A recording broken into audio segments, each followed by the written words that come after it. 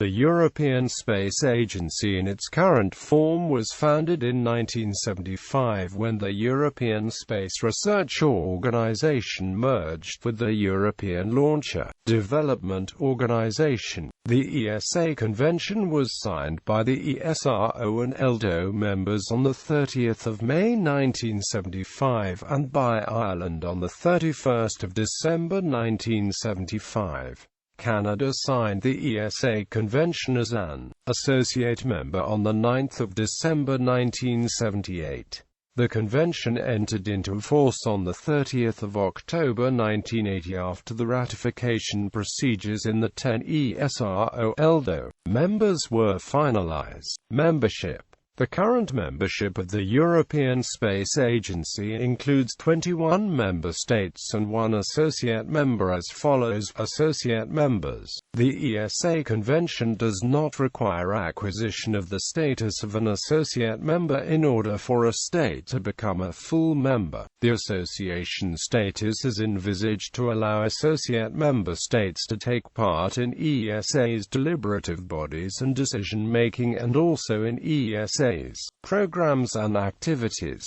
Associate member state firms can bid for and receive contracts to work on programs. The Accord has a provision ensuring a fair industrial return to the associate members. Previously, associate members were Austria, Norway and Finland, all of which later joined ESA as full members. Portugal, Greece and Luxembourg skipped associate membership and moved from cooperation agreements to full ESA membership. The Czech Republic also skipped associate membership, but it went through the new enlargement process via cooperation agreement, ECS agreement and PEX charter implementation.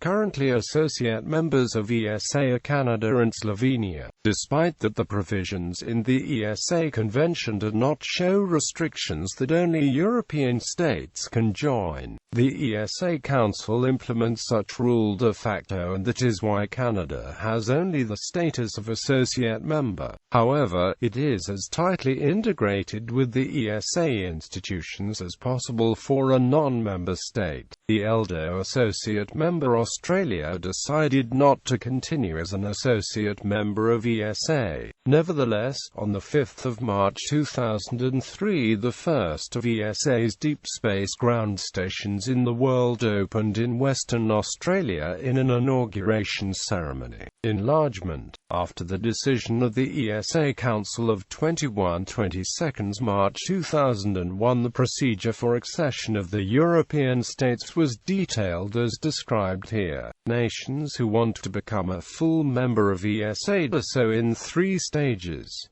First, a cooperation agreement is signed between the country and ESA. In this stage, the country has very limited financial responsibilities. If a country wants to cooperate more fully with ESA, it signs a European Cooperating State Agreement. The ECS agreement makes companies based in the country eligible for participation in ESA procurements. The country can also participate in all ESA programs, except for the Basic Technology Research Program. While the financial contribution of the country concerned increases, it is still much lower than that of a full member state. The agreement is normally followed by a plan for European cooperating state. This is a 5-year program of basic research and development activities aimed at improving the nation's space industry capacity. At the end of the 5-year period, the country can either begin negotiations to become a full member state or an associated state to sign a new PEX charter. ESA is likely to expand quite rapidly in the coming years.